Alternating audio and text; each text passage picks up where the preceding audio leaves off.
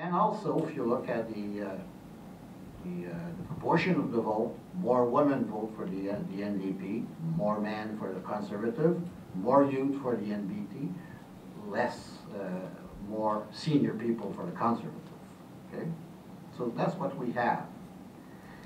Actually, I think it was to get rid of the bloc. That's his important factor. Why? Definitively not as people are rejected independence. There've been 2 polls last week. Both tells us that if there was a question clearly on the sovereignty of Quebec without association, one poll said 42%, the other poll 43% would say yes. So there's no change there. Actually, it's a slight increase since before the election, okay? But still, the bloc PQ, the alliance, is rejected. It's, at the end, quite simple to understand, but simple things are hard to understand. Huh? When you talk that over, oh, that's simple, but at the beginning, it's not simple, okay? So, the PQ, Duceppe, during the campaign, went to an important convention of the PQ. He was together with Pauline Marois. He said, we have a strategy. You vote Bloc this time. You vote PQ the next time in the provincial election. Then maybe there'll be a referendum. Maybe. Not like Parizeau back in the early 90s. You will get a referendum, that's for sure. Or René Lévesque back in the late 70s. You'll get it. And we got the referendum. And the 95 one, as you know, was a close affair. People would say, oh, I don't think we'll get a referendum. But we'll get the PQ. That's for sure. Because the Liberals are very at a low level of popularity in Quebec, actually, for good reason. So people say, we know we'll get the PQ with their neoliberal policies, like we had these policies from 1995 to 2003, okay? But we'll not have a referendum, obviously. So we will not be able to choose, to make a choice about the national question, but we'll have the neoliberal policy in our back, that's for sure. So no, we don't want that. We've got to try something else. So that's why people rejected the Bloc PQ, okay? Why did they vote for the NDP? Well, they tried the Liberal before. Trudeau said in 1980, your no will be a yes for change. And we got 1982, the night of the long nights. Chrétien came back. He had a good result in the 2000 election, but we got the scandale, I don't know how to say that in English, the scandale des commandites. Sponsorship scandal, which is telling the people of Quebec, we can't buy you with some cheap advertisement. Huh? Come on. Right? People of Quebec do not accept that. This is quite despising. So, over for the Liberals. The Conservative of Mulroney tried the Mead-Schlager Court. It was a total failure. They were rejected. And Harper, as you know, was never accepted in Quebec. Around Quebec City, yes, but that's exceptional. So what was left? The NDP. That's that party, for the federal party, was never tried in the last generation. So everything else, it's all what remained. So, okay. And the NDP is center-left. Now, people are not crazy because they don't know the NDP that much. But it has been around for 50 years. They know it's at the left of the Liberal and at the left of the Conservative. People know that. So people in Quebec, the public opinion is center-left. So that's the correspondence there. So why not? And for federalism, they know they're federalists. But it's a soft, compared to the Liberal, compared to the Conservative, it seems a soft federalism. I'm not sure they're right on that matter. But it seems like that with asymmetrical federalism. Okay? So, that's why the people of Quebec vote for the NDP. And as I mentioned yesterday, oppressed people tend to vote en bloc. And they vote for the Liberal, they try the Mulroney Conservative, then now they try the NDP, or they try the Bloc. But it's not the first time you got those shifts. You had them in 84, 88, You had them in 1993, now you have it, you have the orange wave this time. Okay, what's the result? What's the situation at the end? Well, what we see actually in the Canadian scene is a sudden arrival of the social polarization in the political field. We have that increasing inequality in the neoliberal era. It was empiré.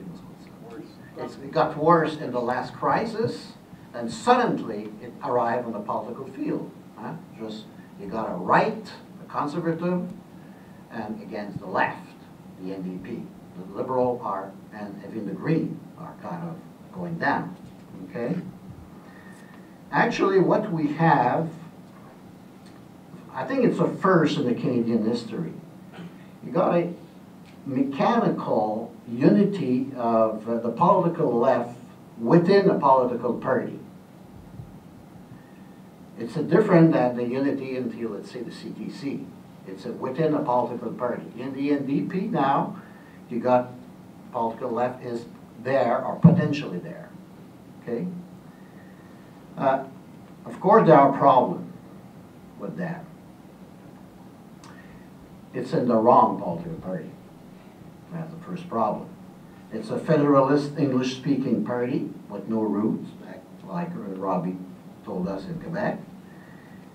And it's a political party because now it's the official opposition, which will soften to the right still more because they want to become the government. And now they can't realistically think of that. Okay? It's a shallow phenomenon because it's a try, like I just explained, and because, like Robbie told us, they have no roots in Quebec. Okay, so they'll try to build those roots. They gotta be sure, but for the moment they don't have it in French Quebec, especially if they have no roots. Okay. Oh, take that second sheet. Why is it something new? It's because it's a merging of the social question and the national question. You got the blue, that's English Canada. You got the orange, that's Quebec and oppressed nationalities, okay? And somewhat liberal red in Newfoundland, okay? So you got now it's a merge. It's like the two social and national questions are kind of the same. They just merge together. And that's Canada. That's the reality of Canada. I think Robbie explained the history of Canada, make it survive. And I think it's normal that we end up with that situation. So now we have the possibility of an alliance that we dream all the time, of the oppressed nation and the working class. You got Quebec, which is orange, Newfoundland, which is partly orange and not blue, the Acadian, the only orange county in New Brunswick is an Acadian county. You got French-speaking Ontario and Northeast Ontario and in Ottawa East. And in Quebec, you have two Aboriginal orange MPs, okay? There's 5 others original MPs. I think they're unfortunately conservative. 2 of them are ministers, okay? Plus, you have the core of all the major Canadian cities, which are orange. From St. John's, Newfoundland, to Victoria, with the exception, as can be expected, of Prince Edward Island, and Quebec City. Quebec City also is orange. So it's not, yeah, Quebec City is completely orange. And not Saskatchewan. Well, the fact that Quebec has rejected the Bloc and Saskatchewan has rejected the NDP, maybe there's a parallel to do, I'm not sure. I'll leave you that discussion, okay? Plus youth, because proportionally much of youth vote orange. Women, there's a lot of women now in the NPT, the Députation. And I thought most visible minorities were blue, but I just read an article in Le Devoir of Samedi, And no, the majority of visible minority MPs are orange also. There are 14 of them, and 12 are conservative. So, we got everybody on board. Okay? Now we have to make the glue stick. Little problem. Little problem. Okay? What is to be done? So that's my last part. Do I have a few minutes? Yes, you have 5 minutes. Okay. 6 minutes. 6 minutes. Okay. Well, we might do nothing, saying that, well, it's shallow. And we know that the bureaucracy of the NDP plus Mulcair, which is that guy. Okay, an ex-liberal Zionist, ex-Alliance Québec, he'll control the thing and nothing will come out of it. But they have a very big problem. It's 59 new MPs, French-speaking and all that. Wow, this is hard. That's got to be a hard job for them to control those people, okay? You got carrierists, people wanting to make a career, carrierism. And in the meeting I've been in the Quebec Solidaire, oh, there are going to be 200 or 300 jobs. You need attaché and political people who are going to work, will have a job. I'm hearing that everywhere. Oh my God. Okay. People need a job, and a lot of those left people, young left people in Quebec Solidaire or around Quebec Solidaire are poor, and I'm sure they'll be tempted by having a job with the NDP. Okay? So that's part of it. Just keep your mouth shut. Yeah. Just keep your mouth shut.